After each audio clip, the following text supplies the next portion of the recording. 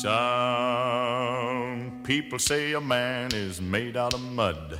A poor man's made out of muscle and blood. Muscle and blood and skin and bones. A mind that's weak and a back that's strong. You load 16. Mothercare, Mothercare, Mothercare. Another iconic British brand is being forced to close down, leaving over 2,800 staff, including myself, out of a job right at Christmas time. And well, as I'm losing this job anyway, and after 10 years of jobs on the UK high street, I have a lot of stuff on my chest I want to get out right now. With 85,000 jobs lost in the retail sector in the last year alone, what truly killed Mothercare? And what could we learn from it? Especially as it relates to the industry's lowest paid workers. I'm going to present my thoughts here in 3 sections. Firstly, I'll briefly describe my experience of having worked there, and the current atmosphere in what's left of my store. Secondly, I'll address the reasons most commonly given for the issues in the retail sector.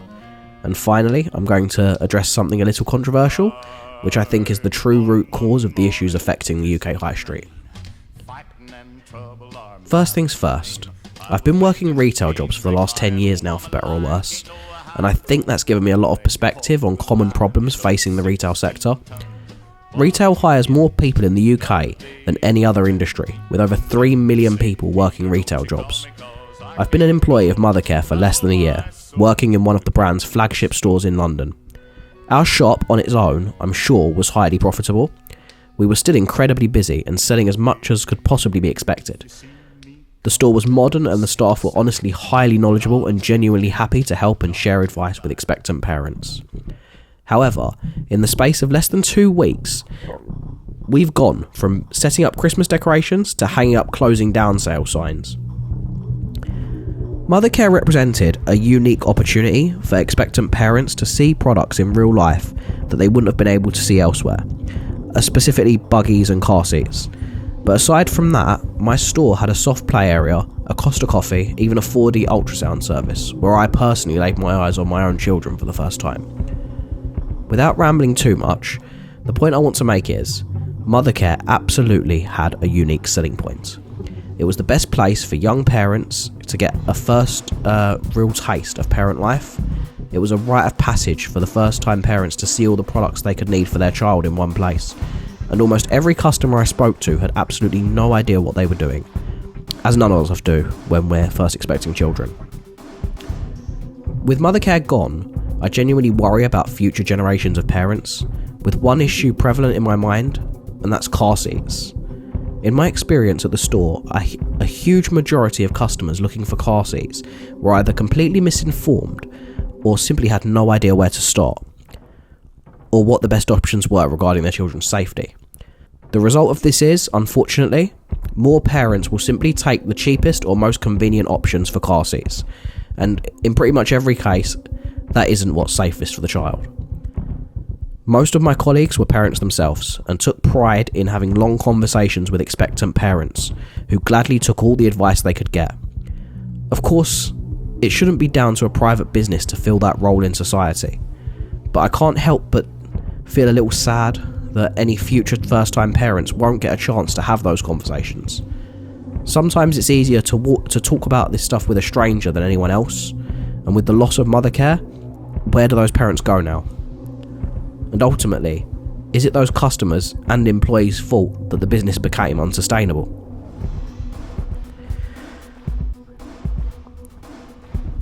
The most common reason given for the death of Mothercare is the rise of online shopping and fierce competition from other brands.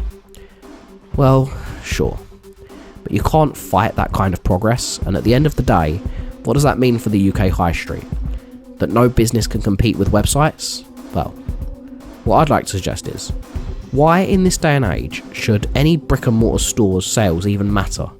Mothercare was mostly a reseller of other companies' products, Silvercross, Eye Candy, Bugaboo, etc. Without somewhere to see those products before buying them online, I find it hard to believe those brands will be able to sell their highest priced and highest quality items. And when it comes to comparing product specs online without the opportunity to compare physical products side by side, I'm certain a huge majority of customers will settle for the cheapest option. So here's my proposal. With big items like pushchairs and car seats, and by extension electronics, appliances and any other large item people like to see before they buy, these shops should act more like a showroom than a place specifically trying to shift the items there and then. Consumers do not buy things on a whim anymore, when they can compare the prices online easily and there is no downside to going to whichever company will give you the best price, as the product at the end is the same. But what huge benefit do you get from a retail store? Well, aside from seeing the product in person, you would receive the help and advice of a store assistant who works all day and every day with these products and can give you honest advice. Which leads me on to the second issue I've heard mentioned a lot in the news. Store staff have poor customer service in general. Isn't it interesting that it's a common complaint about any business that closes down? Well, I have a theory. In my experience across a bunch of different stores, Argos, HMV, Carphone Warehouse, Smith Toys and a few others, I've found the biggest barrier to staff giving good customer service is the dehumanisation they go through on a daily basis, which I'll get into more in a bit. If staff were in a position where they could give real, honest, unbiased advice on products, they would usually lean towards pushing higher priced items anyway, if it made sense for the customer, as they are usually the better quality items. But retail workers at the bottom rung often have a very us and them mentality, meaning we see managers, supervisors and customers as antagonists to us having a peaceful day. I feel like it wouldn't take much of a culture change to give sales assistants the freedom and guidance to genuinely empathise with customers. We end up in a situation where the only thing that matters on the high street is closing the sale there and then, getting as much money as possible in the till, and praying you never see that customer again. Which is what I believe led to the staff avoiding interacting with customers, and it became a vicious cycle where customers and staff usually assume the worst intentions for each other. So what do we do then?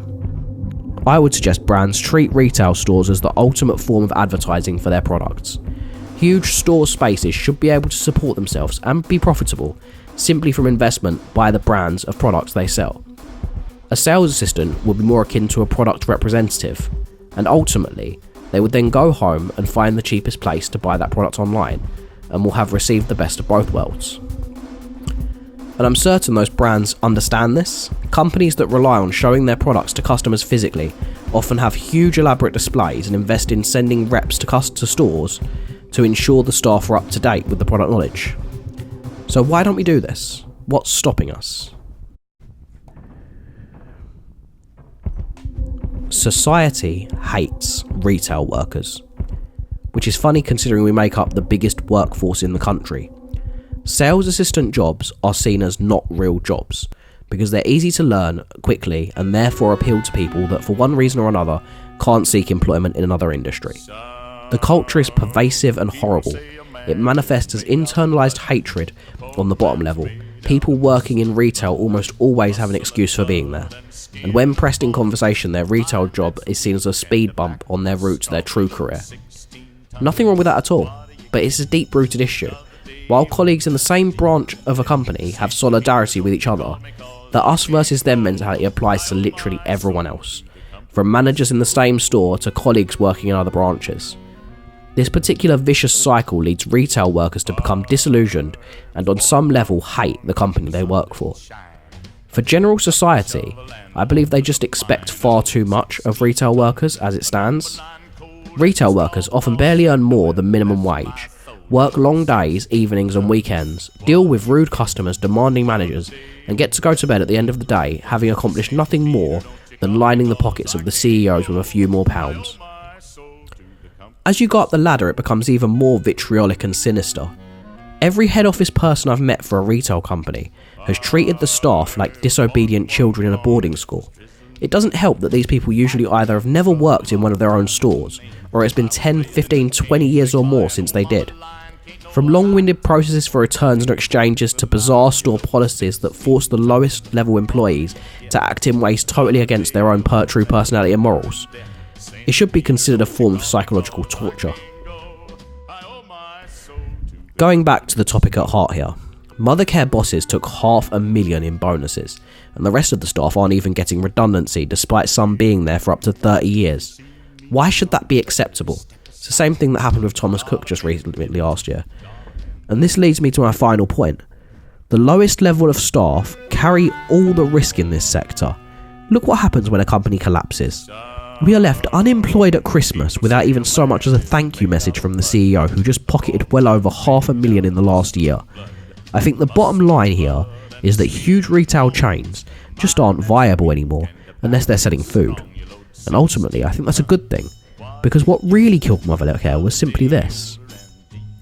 The stores in the UK were all essentially working from the same pot of money, contributing to the same debt.